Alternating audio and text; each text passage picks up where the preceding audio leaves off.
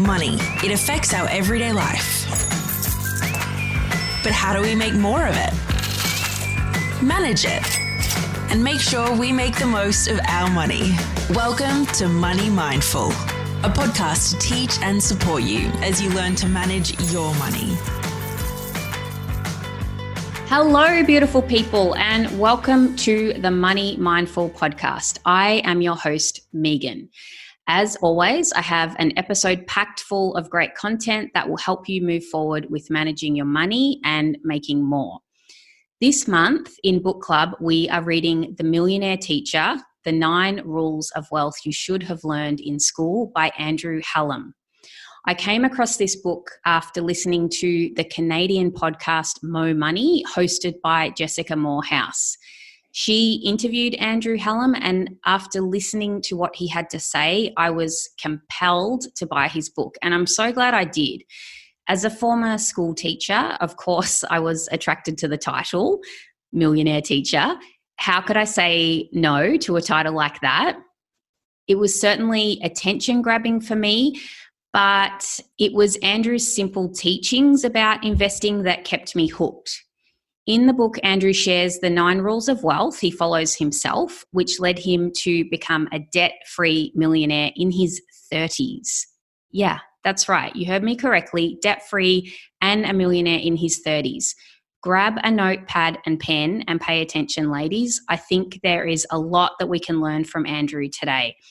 I have recommended his book too many times to mention, so I am absolutely thrilled to have him on the show. Andrew, welcome. Thank you so much, Meaghan. I love the way you open it, welcoming beautiful people. We love that. We think it's great. Oh, well, they are, Andrew. All the listeners who listen to this show, they really are beautiful people, and most of them women, and there are some men listening. Hello, men. We love you too. But of course, I'm all about my ladies. So I'm so pleased to have you here so my listeners can hear from you firsthand. I have read many books on finance and money management, but I've found yours to be the most instrumental in moving me forward to invest in the share market. You must hear this kind of thing all the time, but I have to tell you that you have had a really positive impact on my life, Andrew. So I've got to start by saying a heartfelt thank you. And I'm really excited and pleased to have you here sharing your expertise and wisdom on the show today. So perhaps we could start with a little introduction. Can you tell our listeners a little bit about yourself? What do you do? What do I do? Well, now I guess I could start by saying that I was trained to be a school teacher, and I was inspired by a millionaire who built $1 million portfolio on a mechanic's salary, really through a combination of real estate and the share markets. And he told me that if I became financially literate, that I wouldn't have to work as hard as other people. I could save less than other people, thereby allowing me to spend more than other people and have more money. It just seemed like this plus, plus, plus scenario. So I started to learn about investing. And by the time I was, I guess, early 30s, I'd read more than 450 personal finance books. And I was an evangelist. So I got a job as a school teacher, and I was teaching the public system in Canada. And we all had what we call defined benefit pensions. So essentially government pensions at the end of the day. It's like the ultimate unicorn, because they're going the way of the brontosaurus now, but not in Canada, at least the defined benefit pensions. But of course, corporate pensions, as we both know, in Australia and Canada, are nowhere near as prolific as they were for our parents, for example. It's just not as common. So that's why we're calling them unicorns, just for a joke. But I ended up moving to Singapore, and I got a job at a private school. And people there were not contributing to a defined benefit pension. There was no way that they weren't giving the government money in exchange for, or at least a percentage of our salary wasn't going towards what would effectively be monthly guaranteed cash payouts upon retirement. So they were on their own. And while I was learning to be a teacher, I guess, while I was going through that educational process and while I was reading those finance books, I guess I started 2 careers concurrently. One was I was teaching high school English, middle school, then high school English, and which morphed into also teaching personal finance. But I was writing for finance magazines as well. So I was writing for a Canadian newspaper, writing a column there. And I started giving books away that I would find easy to understand. I started giving them out to my colleagues because they weren't contributing to, like, there's no superannuation for Australians living, for example, in Singapore and working there. There's nothing for them. So they either save and invest on their own or they don't. And many of them don't save at all. And so this frightened me. And then when I saw how many of them were investing, when they did invest, they would be investing with financial service companies whereby the fees were really high. I realized, wow, I've got to do something to try to help these people. So I started to give away copies of different books that I had read that I thought were really simple about stock market investing. And I would buy them. I'd spent a few $1,000s buying dozens of books, putting out a big email at work saying, come and get one. I've got 12 titles here. They're really great.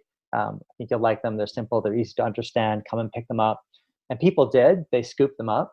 And I found that perhaps a month and a half later, I said, hey, anyone who's read your book, let's do like a giant book club talk thing. Let's do a giant book club meeting and share what we've learned.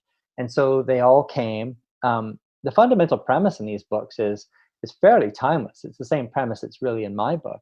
But I found that people didn't understand the concept. So at first they said they did. How's everybody doing? Do you understand the concepts in this book? Oh, yeah, we get it. And then I guess based on my background as a teacher, I thought, okay, wait a second. We don't learn this in school. So many of these concepts will be fairly foreign to everybody. I mean, that's one of the reasons why people shouldn't feel intimidated by personal finance. It's that the average college educated adult knows barely more than an 8th grade kid. It's just, we don't learn this in high school typically, and then we don't end up learning this in college. And then we get into a pattern of busyness, and we don't end up then educating ourselves. And so I spoke to my editor at Money Sense magazine that I was writing for, and I said, Ian, I'm kind of frustrated. I've spent a few $1,000s giving out these books, and I know they didn't get it. People didn't understand these concepts, and so I don't know. I feel like an idiot. And he said, well, Andrew, there's only really one thing to do, and that's to write your own book and run chapters by people who have never read a finance book before in their lives. Run chapters past people that self-admittedly say they have no understanding of the stock market. And if they can understand your book chapter by chapter, obviously you work it and you tweak it. If they can understand it, then perhaps you've done a good job with it. You've done a service to the general public. So that was it. That was sort of the story behind Millionaire Teacher and how I started. And I began investing when I was 19. So that mechanic really inspired me. And I was putting away money every single month from that point forward. And then, of course, as my salary increased, the amount of money that I was able to invest ended up increasing.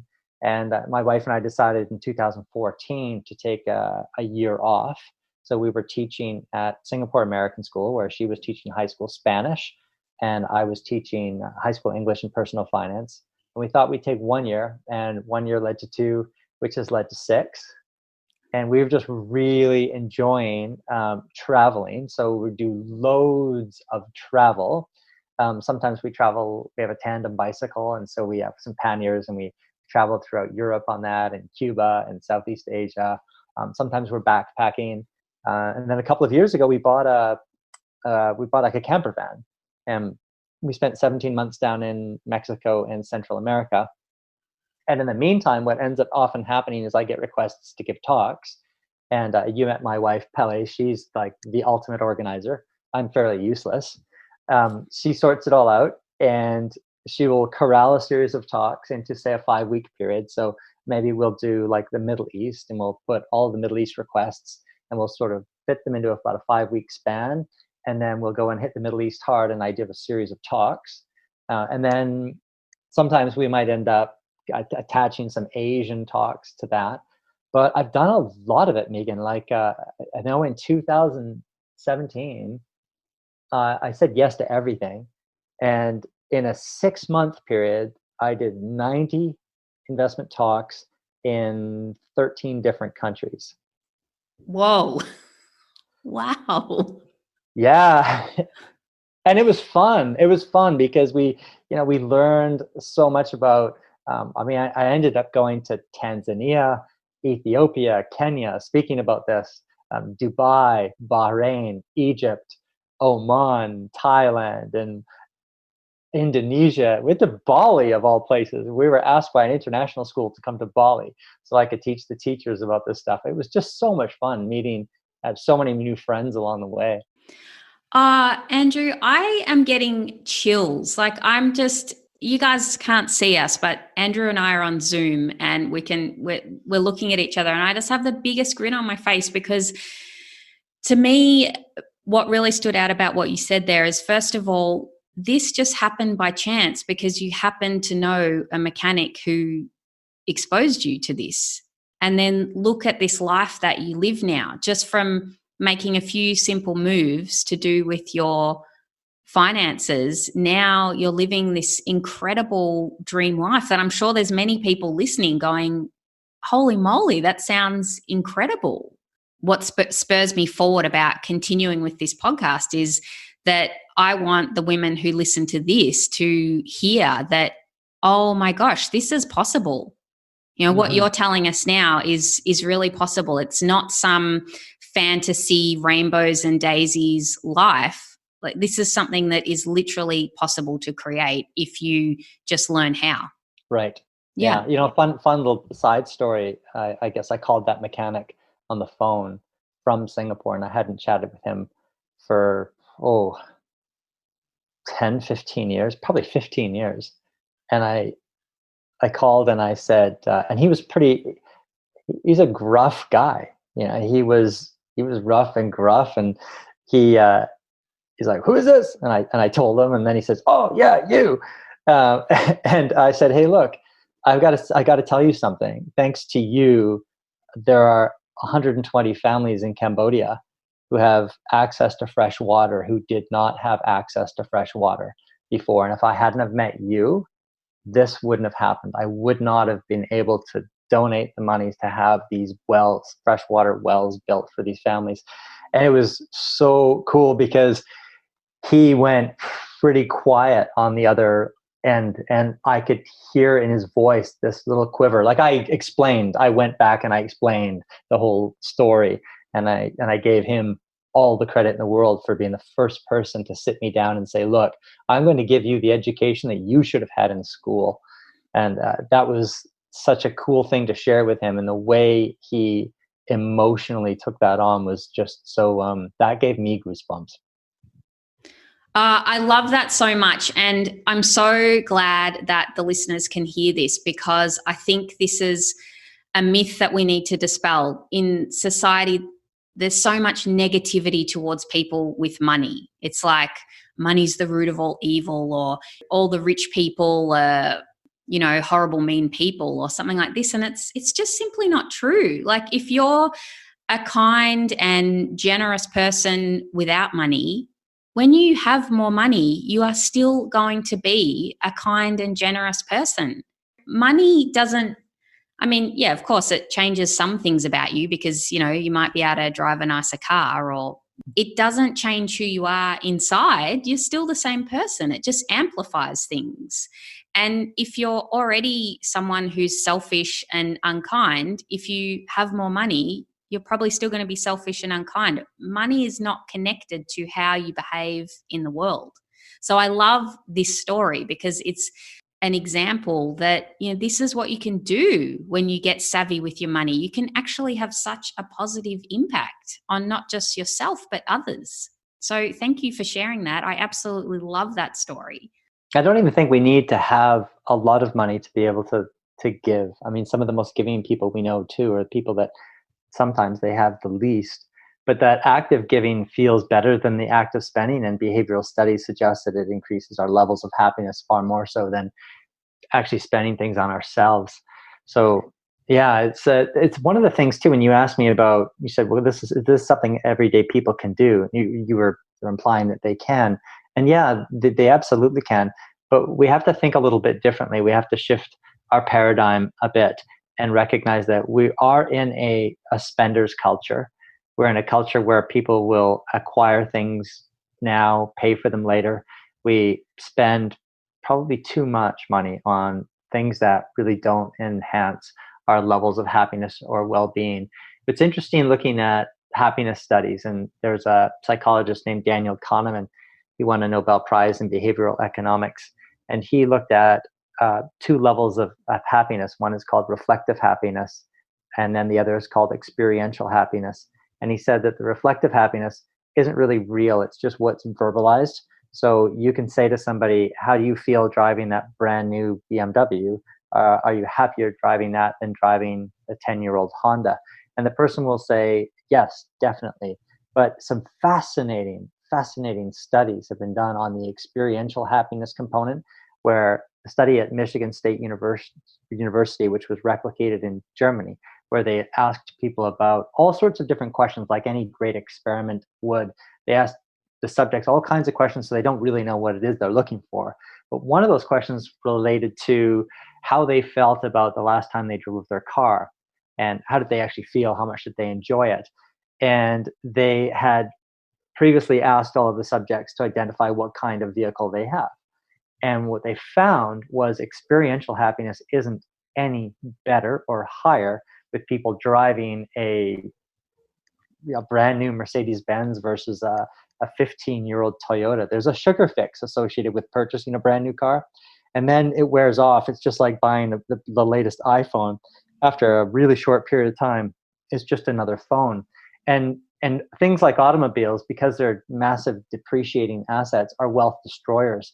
But we live in a culture where the norm isn't exactly healthy. So we're often trying to keep up with the Joneses, and we're buying the latest and the greatest, and we don't even know that we're doing it. And if it doesn't enhance our levels of happiness, then why bother going into debt to acquire these things when, on the flip side, if we're able to take that money and invest that money, we could end up purchasing things that actually do augment our levels of happiness or contentment, like purchasing time. And I guess for Pelly and for me, that's really what we ended up purchasing. We purchased time together, where we can spend time traveling the world, enjoying new experiences. And happiness studies do point to new experiences, augmenting our levels of happiness. And you don't have to travel the world for that. It could just be learning to play the guitar. But you need time to do that, to set that time aside and say, I'm not going to chase Mr. and Mrs. Jones and their acquisitions. I'm going to live a life that's a bit more purposefully defined, I think, a little bit more deliberate.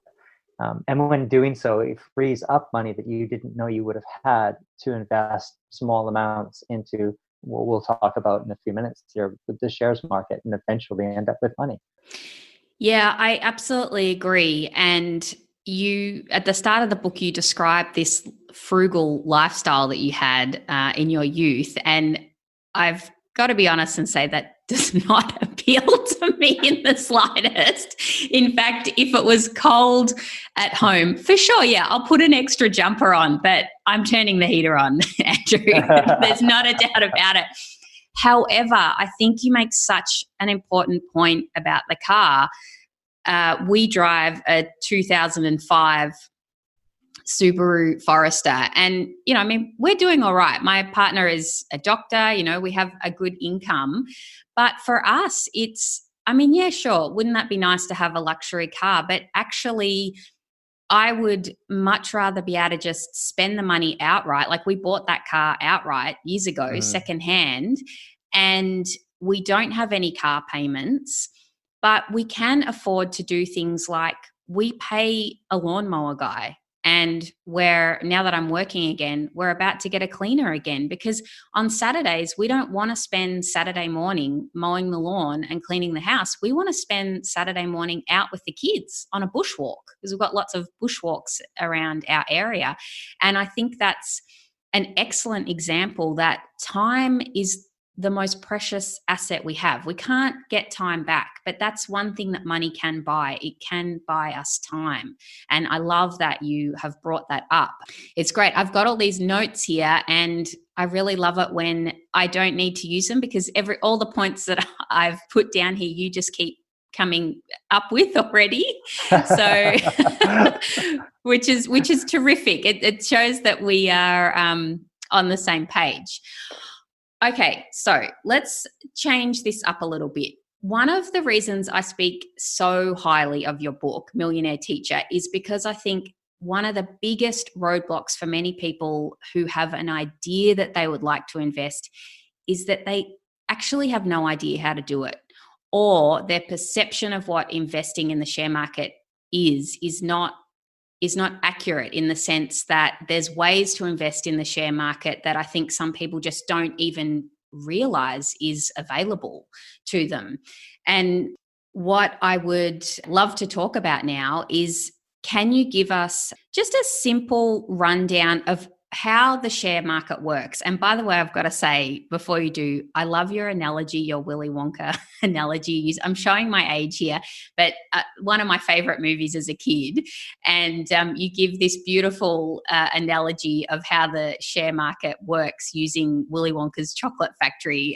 You're not required to give that example here, but I would love it if you could just give an overview. How does the stock market work? Why do prices go up? Well, let's take an example of a single business. Let's take an example of a business like Apple. So everybody's really familiar with Apple.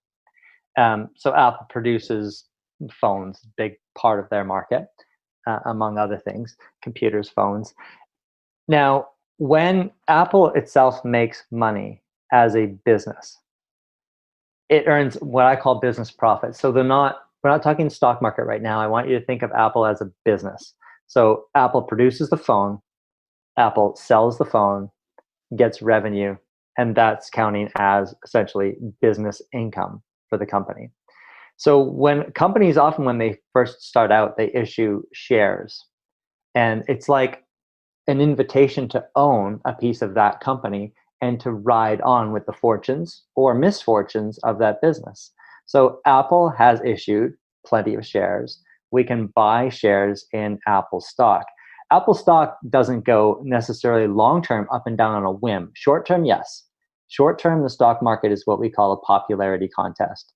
It's manic depressive. It's incredibly whimsical. It goes up and down. And the shares of Apple will go up and down. However, long-term, the shares of Apple in the future are directly aligned with the actual business profits per share. So the business profits. So that share price of Apple has increased dramatically over the last 15 years because Apple's business profits have risen dramatically over those 15 years. So it's a one-to-one type of correlation. The risky part is when you choose to put money in a single stock. Like Apple, even Apple, it's one of the biggest companies in the world. It's one of the most loved companies in the world. However, let's say Samsung comes out with a phone that absolutely blows away anything Apple has ever created. Well, people are going to start buying more Samsung phones than Apple phones. Let's say an upstart computer company has produced something better than any laptop Apple has ever produced. Likewise, Apple is going to start losing market share in the laptop department. And so as a result of that, there's no single company that is an indestructible iceberg. Anything can start to happen whereby the business profits of that company end up declining. So we've had historically loads of big businesses that have gone through exactly the same thing.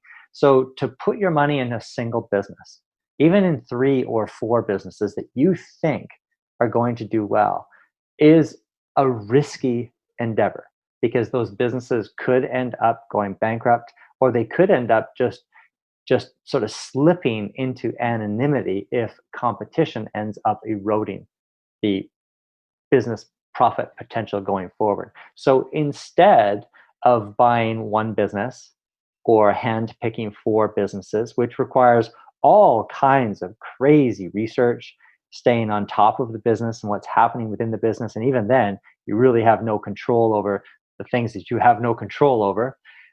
Better than buying a single company is to buy them all. So in Australia, for example, you could buy what's called an Australian stock market index. When you buy an Australian stock market index, your money is getting divvied up into virtually every single share in the Australian stock market. Shares that you might deem to be, well, the good, the bad, and the downright ugly. But the really freaky thing about this is often the shares that we think are going to do terribly often end up doing really, really well. And the shares that we often think are going to do really well end up doing terribly. It's a really tough game to predict. So when we end up owning all of the shares in the Australian market, then our profits rise in conjunction with the Australian market, plus the dividends that those businesses end up throwing off. So you have, on the flip side, how most people invest is actually not through an index fund that would own all of the shares in the Australian market. Most people would go with a financial services company, a mutual fund company, also known as a unit trust company, and they would buy an actively managed unit trust. And so here's how it differs to an index. An Australian index, if you purchase it, your money is virtually divvied up into every single share on the Australian market. When you go with an actively managed unit trust, you're putting your money with a fund manager, and he or she is going to be purchasing the stocks, the shares that he or she thinks are going to do well in the future. And so the people who own the fund or buy the fund are supposedly able to benefit from that person's savvy purchasing. Unfortunately, about 90% of actively managed unit trusts or actively managed mutual funds will underperform a simple, low-cost stock market index. Okay, this is why I bang on about index funds whenever I'm talking about shares on the podcast. But let's delve into this a little bit further, Andrew. Can you take us through a bit more about why are index funds good to invest in the sense of fees? Can you explain that? And then also, can we talk a little bit more detail about why they outperform the managed funds? And because sometimes on paper it doesn't look like they outperform if you're looking at a period of time. But if you could explain that in more detail, because I really want the women listening today to walk away understanding exactly what an index fund is and why they may be a really good investment. Well, it's good to understand the index. It's good to know its opposite, first of all. Like, you need that mirror reflection to understand what an index is. Sometimes it's best to know how to compare it, or a comparison between that and an actively managed fund. So let's assume that, Meaghan, you are working for Vanguard Australia, and your job is to manage an index fund. Then your friend Michelle, she works for, say, Fidelity, giant mutual fund company. Her job is to manage a Australian stock market fund through active trading, buying and selling. Now, when I speak to my students about this, I would say, okay, intuitively, what makes sense?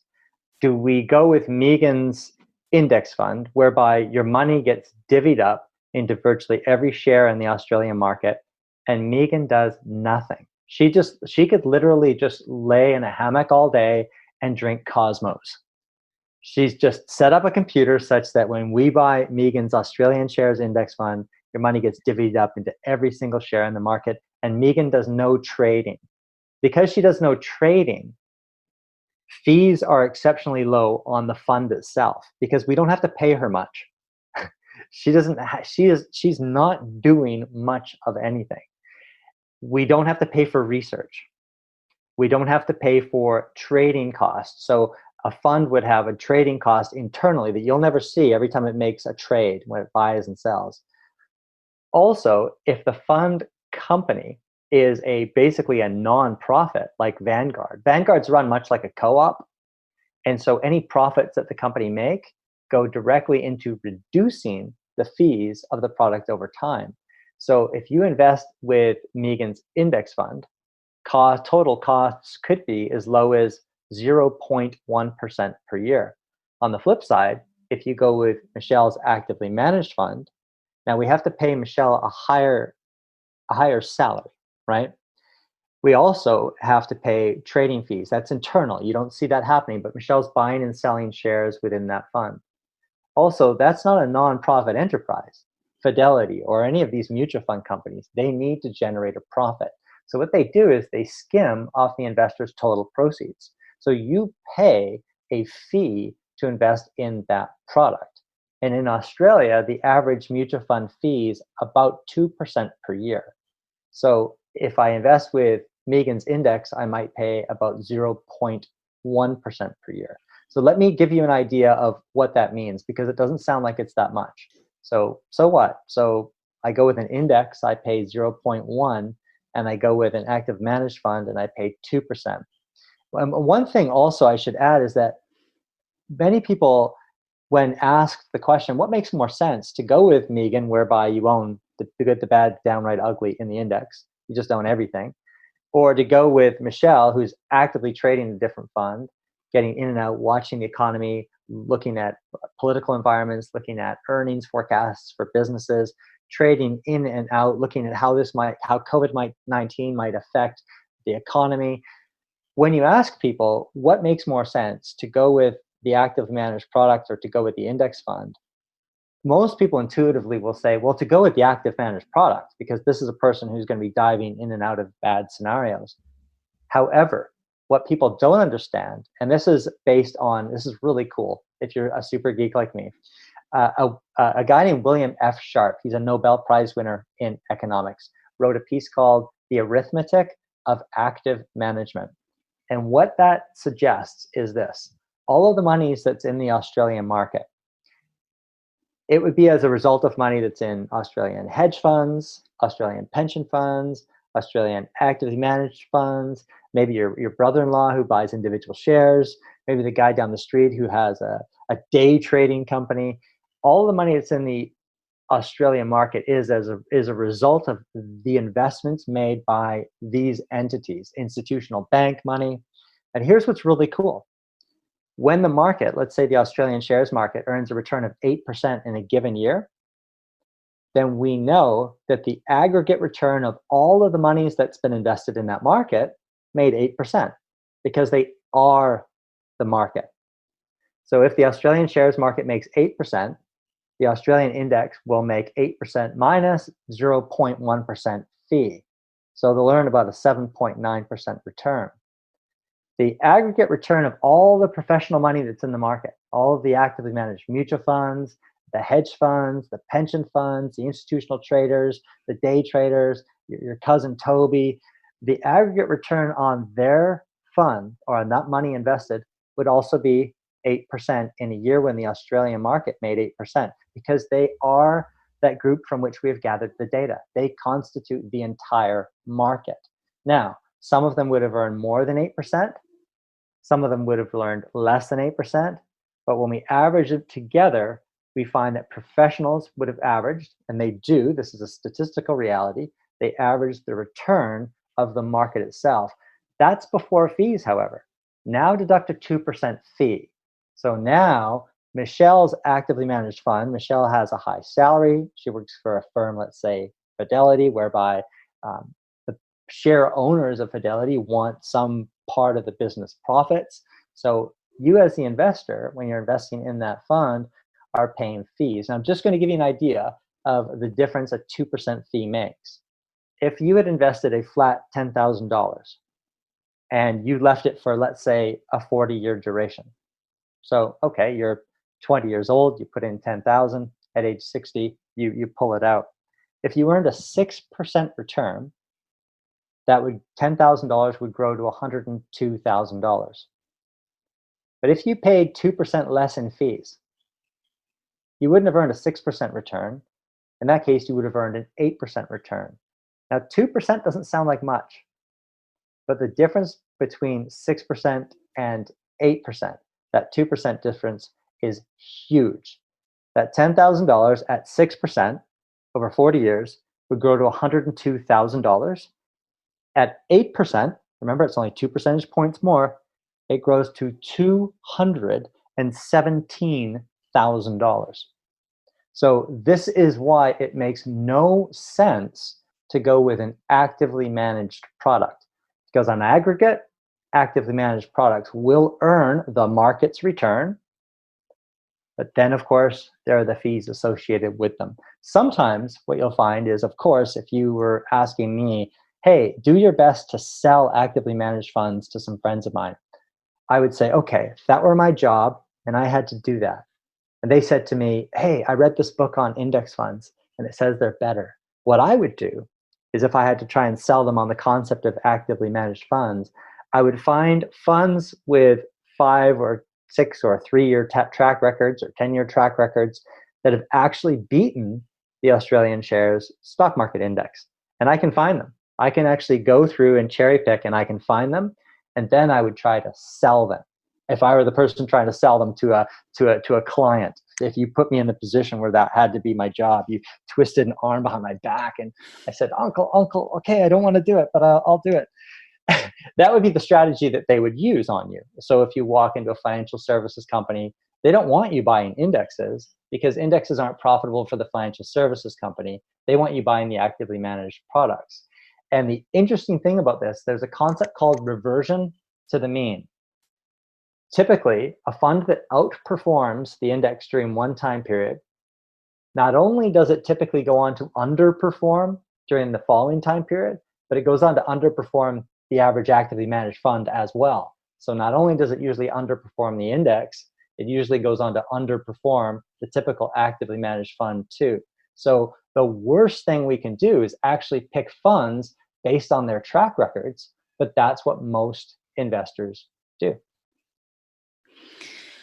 Whoa, that was a mouthful. Okay, so I'm just going to break that down to make sure I've understood all of this and getting this clear. So basically, okay, we don't want to badmouth financial advisors because I like to think of people in general do the right thing. But what I've heard you say there is a fund manager or a financial advisor who sells funds, they also need to live and make money. And so to do that, there is a cost involved with those funds because they're buying and selling shares actively, which does cost money. You have to pay money to buy and sell shares.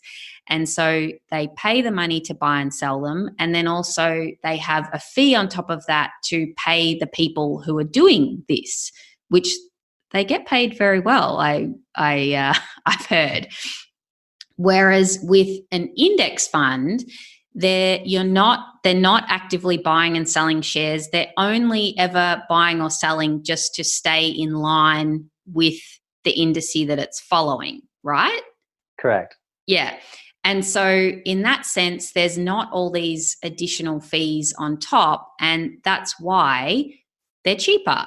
And in the long run, you've just told us that a simple 2% difference in a fee can be a difference of hundreds of thousands of dollars, depending on how much we've invested. And so that's the really important takeaway to gain from this, is that we seek out professional help because we think, oh, I don't know how to do this. This is all too hard. I'm going to get a financial advisor to tell me what to do.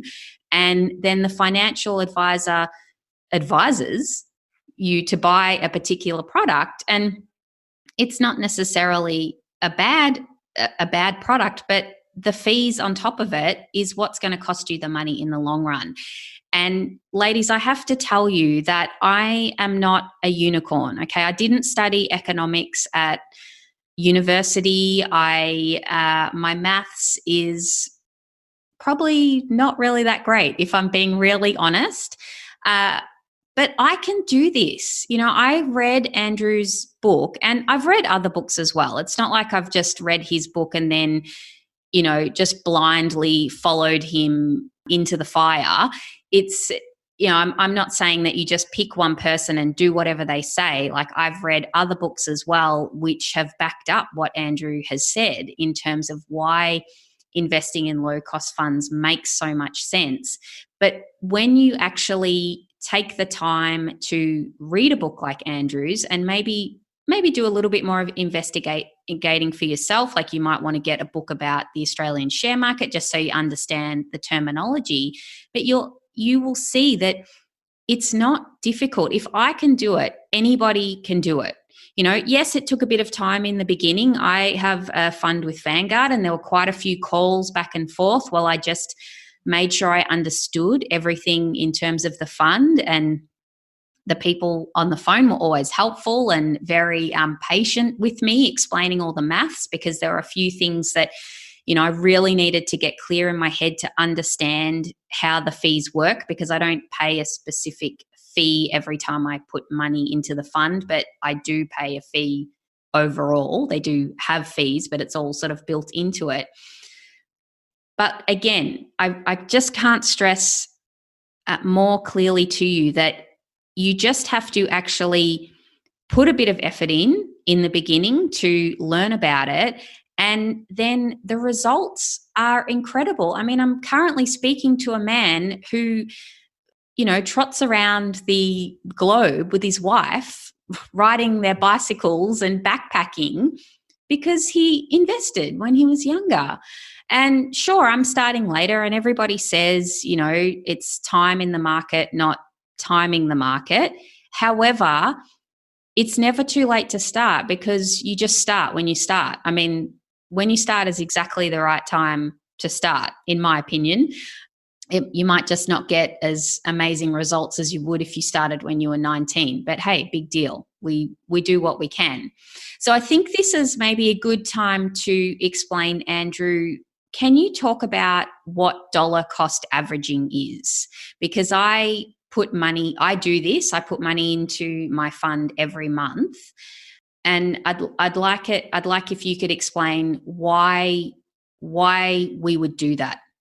Because I don't save up a heap of money and then put a lump sum in every 6 months or once a year. I just continue to put in the same amount every month. Well, the longer we can keep our money in the market, generally the better. I mean, the statistical odds are that the longer the money has in terms of time frame to grow, the better off we're going to be. Dollar cost averaging means that you're investing a constant sum every month. And so it works well for somebody with a job. You have a regular income. You can set it up on autopilot often, where you'll have a set amount that will just come directly from your bank into your investment.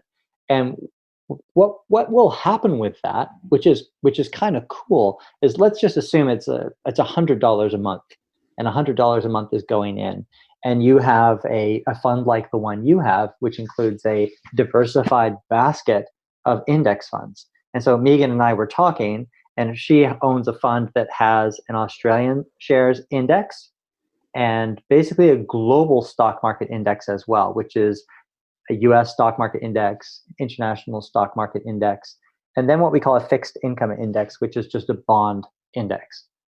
So when Meaghan buys every month, when the share price rises, when the unit price rises for that index, that same $100 is able to buy slightly fewer units because the share price has risen.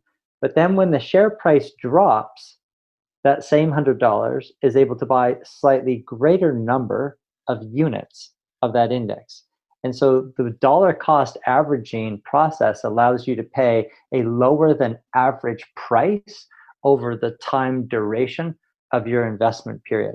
And also, I heard something, and correct me if I'm wrong, that in general, when the share price is higher, the price for bonds is usually lower. And then when the price for shares is lower, the price for bonds is higher. Is that right?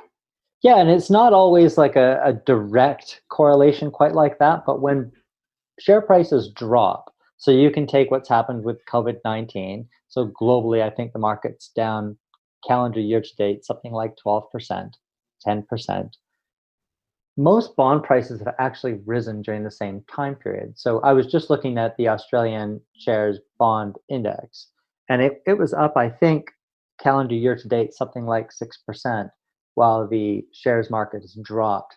And when you're rebalancing your investment portfolio, and so you have something that actually does the rebalancing automatically, which is great.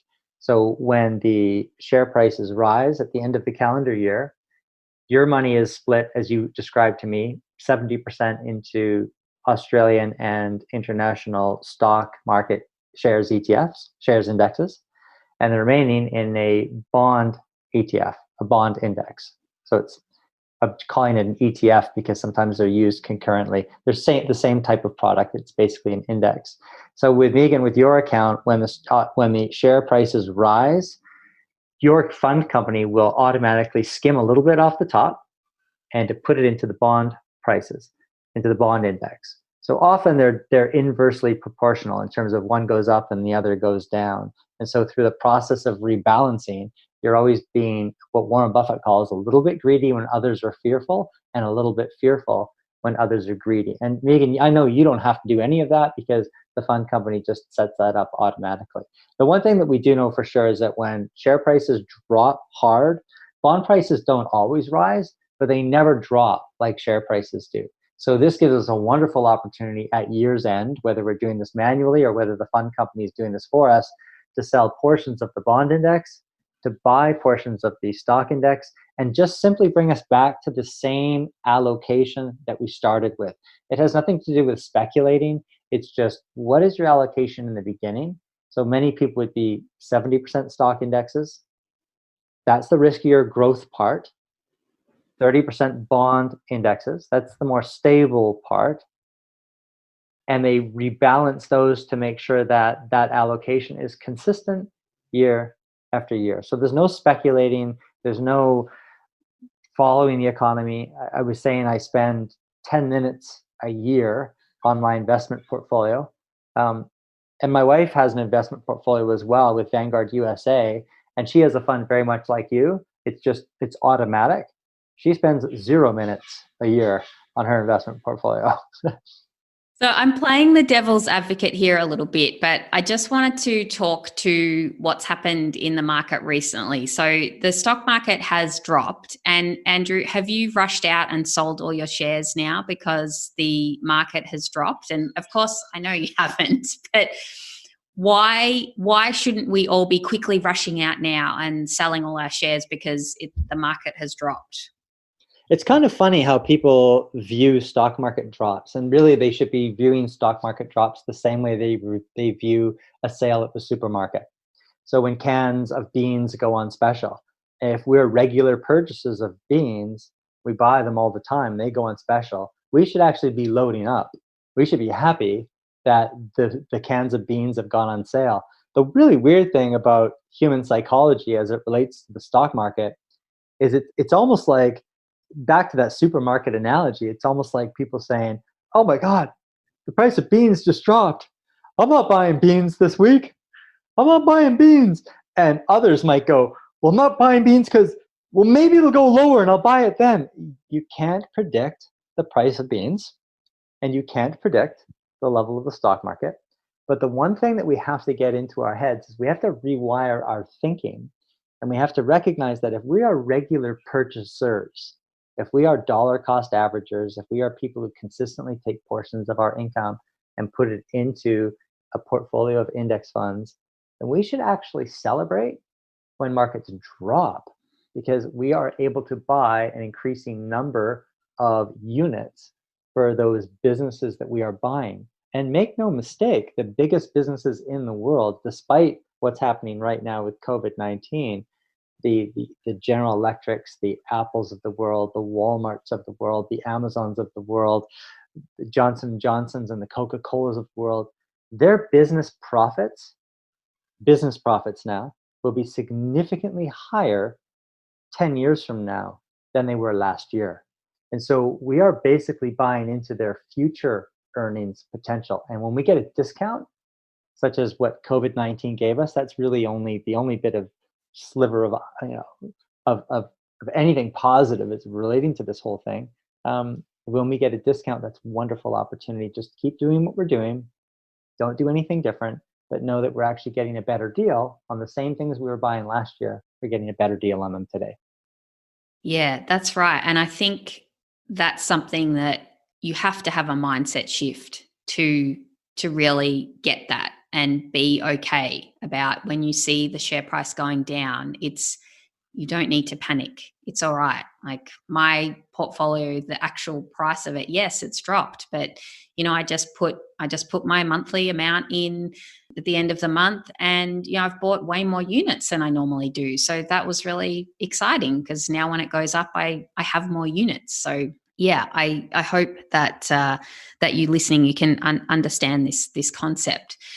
So I also wanted to ask you about, where do you think the common investor goes wrong, and why do stocks get such a bad rap? It's funny. I think if I were in a game show and someone were to say to me, what nationality is most reluctant to buy shares? What nationality is absolutely in love with an asset class and it's not stock market shares? I would hammer that buzzer right away and I'd say Australians. They love the property market. They love the property market. And the property market's great. I mean, you can borrow money to invest and you can end up getting rental revenue from that. But what's so interesting is if you ask the average Australian on the street, hey, so let's say you could have bought a stock market index, an Australian stock market index in 1980, and you had all dividends reinvested. How would that have performed relative to the price of your parents' house in Sydney or Perth or Melbourne? And 100% of Australians, no, let's not do that. Let's say 97.22% of Australians would say the price, I'm very, very, yeah, I'm very, very exact here. Most Australians would say the price increase of that home in Melbourne over that 35-year period would destroy the Australian stock market. It's actually the opposite. But the average Aussie doesn't know this. And it's an interesting thing. When you say the stock market and its bad rap, I'm not sure if many of the people in the rest of the world really have that feeling so much about the stock market. The Australian property market has been one of the best performing property markets in the world. And so for good reason, Australians have really, really, really loved buying properties. But over the past 35 years, their share prices have actually also been among the best performing in the world as well. So they've been on par with share prices in the United States.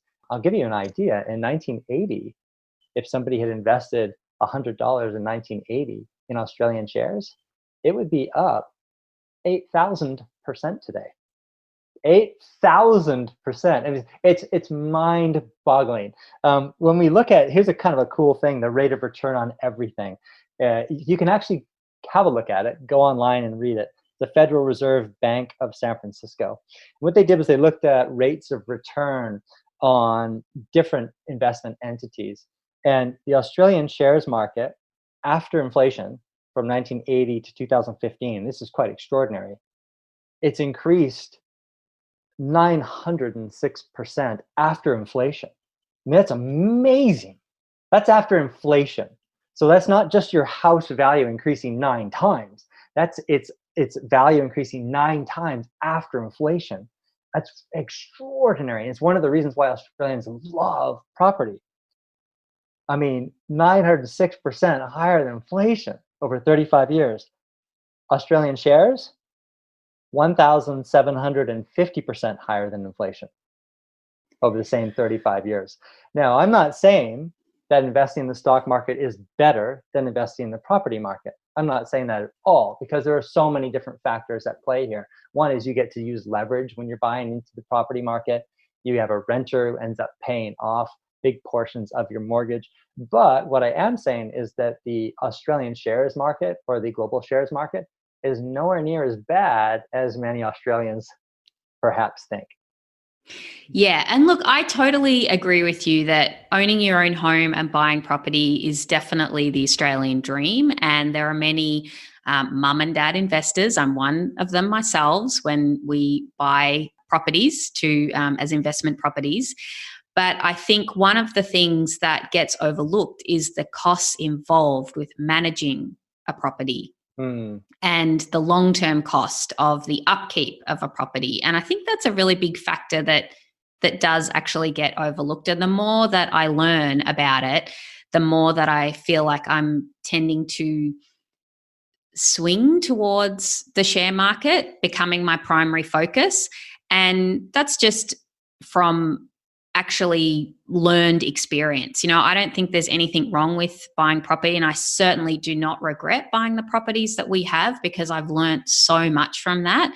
But I also think that I haven't switched off. I'm not continuing to not keep learning.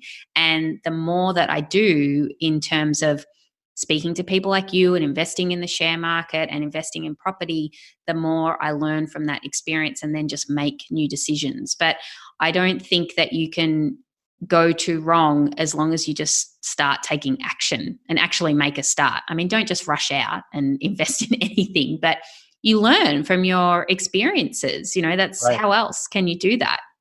All right. So moving forward, we're kind of getting into wrapping up here, but I do have a few more questions that I want to ask you, Andrew. I actually don't know this, but whether you've got kids or not, but if you do have kids, I'm interested to know, what do you teach them about money? And if you don't have children, what would you teach these hypothetical children of yours about money? What would you want them to learn and know as they grow up? That's such a great question. So my wife and I ended up marrying late. And so we tried to have children, but we're unable to. But we recognize that, hey, there can be life without kids as well. So we're enjoying that. The the idea with children is something that when I give these talks around the world, there's typically one that I give for parents when it comes to their children and how their children should think about money. One is to have your children working for money from a really early time period. It's to understand that money doesn't grow on trees and to wean them off the bank of mom and dad as early as possible. That when you think, Meaghan, of your friends who are financial train wrecks, I'm going to guess that many of them are still on the umbilical cord, or they were perhaps on the umbilical cord of mom and dad a little too long. And it's kind of like, a parent saying, well, I'm going to do these push-ups for you so that I get strong, so that I can help you. I'll do push-ups so that you can get strong. Oh, no, no, no, it doesn't work like that. It's, I've met many parents too, wealthier parents who say, well, I want to put $100,000 into a portfolio of index funds for my child so that my child can end up with a far cushier life. And wow, imagine how that money could compound. I've worked really hard. I want my child to have a much easier life. It doesn't work like that, because what typically happens is, one is, there's the Chinese proverb that wealth doesn't pass 3 generations. When you look at the Forbes list of richest Americans or richest people in the world, most of them are either first or second generationally rich. This concept that money gets passed down from generation to generation to generation is mostly a myth. It's super, super rare, actually, for wealth to pass more than the 4th generation. The first generation builds the wealth. The second generation typically maintains that wealth. And the third generation typically squanders that wealth. And you may be listening to this and saying, well, it doesn't relate to me because I'm not that first generation of rich. No, it absolutely does. When we ask ourselves, well, what is it that the rich do wrong? What do they do wrong? They give too much. They enable their children. They don't allow their children to build their own financial muscles, to get their own skin in the game and to get it going early. So for my nieces and nephews, I got them into portfolios of index funds with their own money. And it was really, really important. I wasn't going to give them any money. I gave them a little bit of money towards their education when they were born, and that was it. So what they do is I'm just thinking too of my sister's boys. They have portfolios of index funds that they've had since they were really small, and I helped them set it up, and their money would go into those over time. And it's really cool to see how proud they are of it. They can see how much it's grown. They understand that there will be years when it rises and then years when it drops. To have them understanding that concept at 12 and 13 and 14 gives them an emotional advantage that most 40-year-olds don't have. To have that understanding that, this will go up and down over time, but over lengthy periods, it's going to go up more often than it will drop. So statistically speaking, the stock market rises about 66% of calendar years, which means it could rise 5 years in a row and then have 2 years where it doesn't make money. Or it could go up 2 years, or up 3 years, down 1 year, up 3, down 1. There's no pattern to it whatsoever. So that's my response to having children and to having them. I love that so much because it's so empowering. And it's funny because you see these sensationalized headlines of, some wealthy billionaire not leaving an inheritance to their children. You think, oh, but then when you put it in the context of how you've just explained it, it's because it's completely disempowering them to be able to make it themselves and know how to do that. We feel pride in accomplishing the things that we accomplish in life. And we feel more pride when it's a little bit difficult. So if you want to take that away from your child, make everything easy for them. And unfortunately, all you're going to be doing is you're going to be contributing to low future self-esteem. And it's one of the reasons why a lot of really, really wealthy families, their children end up in therapy with serious problems. They just don't feel good about who they are as people. Yeah, I totally see it. And it's really easy as a parent to, I don't want to get too sidetracked, but I have 2 young girls, 3 and 5.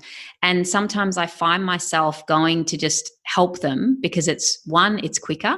It's much easier for me to help my 3-year-old get her clothes on, when she's struggling trying to do something. However, occasionally I do when it's necessary, but for the most part, my girls are very independent. And when when I drop them off my 3-year-old at preschool, the teachers are all like, wow, she's really independent. She just does everything herself. And I think, because we don't do it all for her. She's got to work it out. And, so often they're like, Mom, help me with this puzzle. And it's like, no. You'll figure it out. You'll problem solve. Like, how can you do it yourself? Or how could you build that cubby with the pillows and the couch?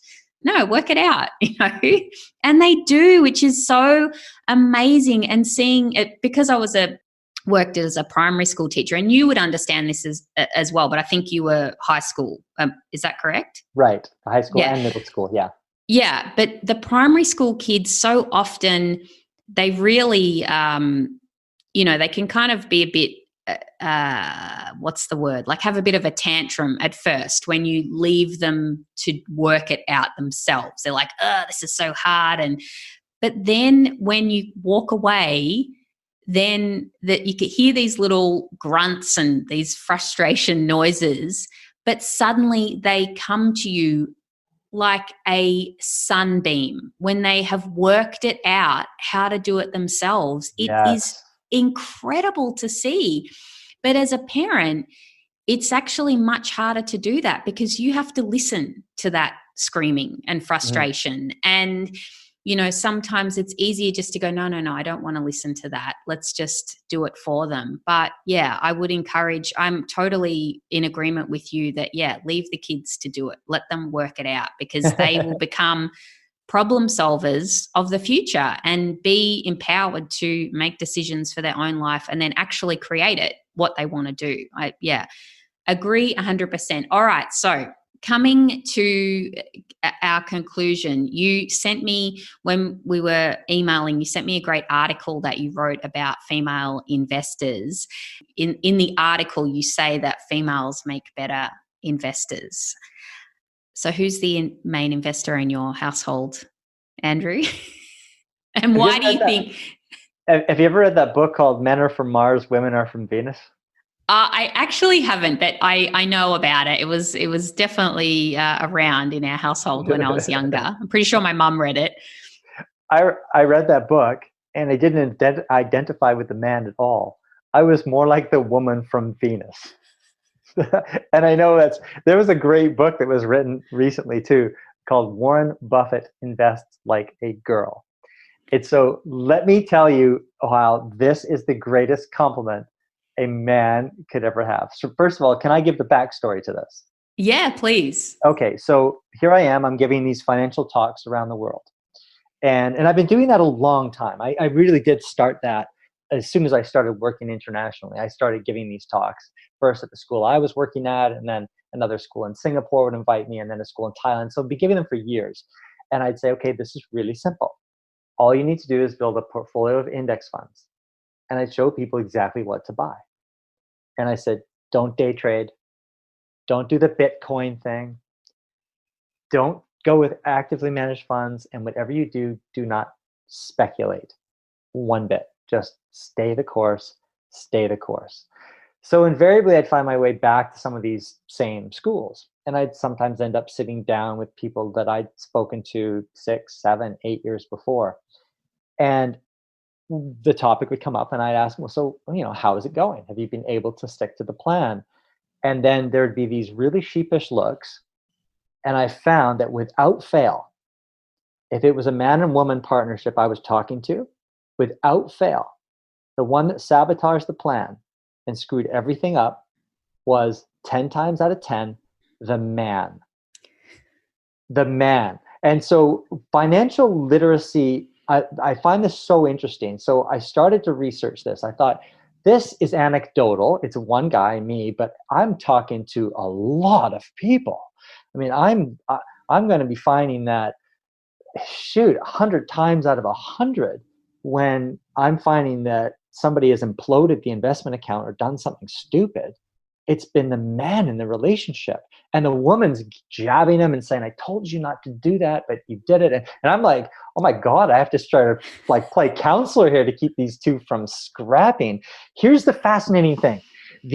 I started reading about this and finding that when we give men and women a financial literacy test, just in terms of what they know, what their knowledge is in the shares market, for example, men are far more interested in it typically. And so they do exhibit higher levels of knowledge.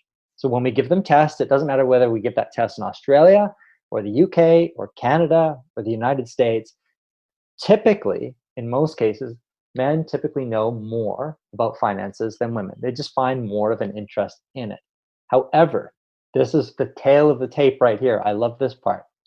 When we actually look at investment portfolio accounts it doesn't matter what country we're looking at here, whether it's Canada or whether it's the United States, we find that women outperform men by up to 3.5% per year. Now, when I showed you how much a 2% per year impacts an investment portfolio, imagine how 3.5% impacts an investment portfolio. That's the difference between men and women. And a lot of men have a really hard time accepting that. And I think it has to do with the male ego. Men often think they know things they don't know. And I do think it's the level of testosterone. When I've been able to show the strategy to single women or to women couples, they nail it. They nail it. They freaking nail it. Month after month, year after year, show them how to do it. They don't start gambling typically. I mean, obviously, there are going to be some that do, but from my experience, they don't start typically gambling with Bitcoin or some brand new initial public offering on some share, or I'm going to dabble with a little bit of hedge fund money, or I'm going to try and speculate. Men speculate. Men were trying to figure out what's going to happen with the economy, what's going to happen with their investment portfolio. Men have made me bald, Meaghan. Men have freaking made me bald. I'm bald, so if you haven't seen me, you don't see my picture, I have no hair. It's men that have done that. But women, man, so if you're in a relationship with a man, I don't care how much the man knows or says he knows. He might know loads more than you. You're the woman in the relationship. Here's the deal. At the very least, you have to be 50% involved. At best, you take the reins. You take the reins. Sure, read that book, Millionaire Teacher, or any other book. There are loads of books that have still the same thing. So I was just the conduit for Nobel Prize winning research. That's all I did. And I wrote Millionaire Teacher and I tried to make it simple. But take the reins, if at all possible, away from the man, and you're going to have a much more profitable future. I love it. I absolutely love it. Yeah, women, that's right. See, we can do it and we can do it better than the men. My final question, Andrew, because I always end with this. Is there some sort of habit or ritual or just tip that you've got? I mean, you probably just gave it to us, that you do with your money that we can end with, something, a takeaway. Yeah, the simplest of all, it doesn't matter how well your investments grow if you're not saving enough money. And so the idea of saving, and the easiest way to encourage saving is to just track what you spend. There are loads of people who say, oh, get a budget. Budgets are super boring and I don't have the discipline for a budget. Like I could never do it. I'd go crazy after a while setting up my budget. But what I typically do is I will figure out, my wife and I have been tracking our money forever. So we used to do it with pen and paper. Now we do it with like an app on our phone. You could use like Mint or Good Budget, any kind of portfolio, any kind of savings tracker. And all we do is we write in what we spend. That's it. So it does take perhaps, I don't know, maybe 30 seconds out of each day. So I come from the supermarket and I notice I've spent $120 on groceries. I enter the date, $120 groceries, and it goes into that little pie category. And what we'll do at the beginning of each year is Kelly and I will determine how much we want to save. And the rest is just gravy. We make sure we save that amount. So we put that amount aside as our goal. As soon as our monthly check comes, that money is either allotted towards that. Right now, it's not as consistent because I don't have a regular salary as we're floating around. But when we were working full time, that money, we would remove that at the beginning of the month so that we would never see it. But by tracking what you spend, what will happen is automatically you'll end up spending less on the silly things because you become accountable for it. You become your own accountability measurement. You start seeing how much you're spending at Starbucks on coffees because you can see it like it's a category. And you're like, oh my God, I had no idea I was spending that much. And what will happen is without anyone telling you to, you'll start feeling like ashamed to continue to enter that coffee amount into the tracker. So you'll spend less on coffees. You'll end up spending less overall. So it's much like diets.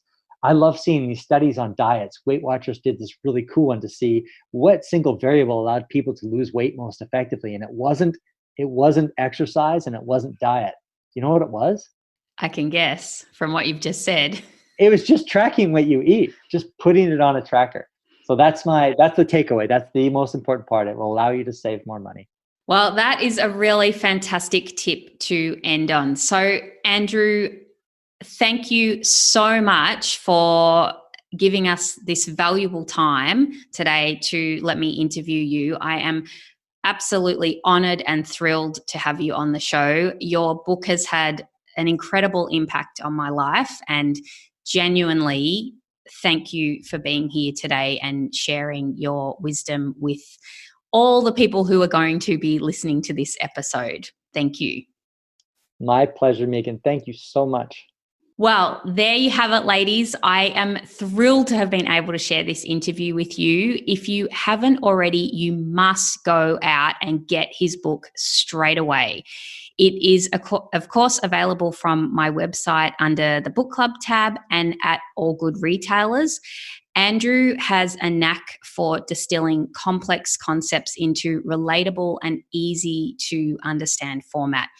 I hope you got as much out of this interview as I did. Of course, I will put all the links in the show notes to where we can find Andrew, his website. He also has a really fantastic YouTube channel that mentions, that goes over some of the topics that we've talked about today in more detail. So I'll put a link to that as well. Just a reminder that book club is next Tuesday, the 30th of June at 8:30 p.m. on the Money Mindful Facebook page. Can't wait to see you there and discuss everything that we have learnt today and from the book. As always, if you want to stay in touch between episodes, join the Money Mindful mailing list or connect with me on Facebook or Instagram. The handle is at Money Mindful Podcast. Until next time, have a beautiful week. Bye-bye.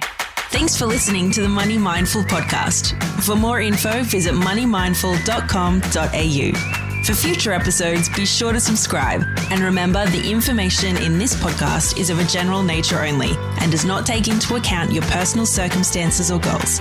Please seek professional advice for your own financial needs. Remember to have fun along the way.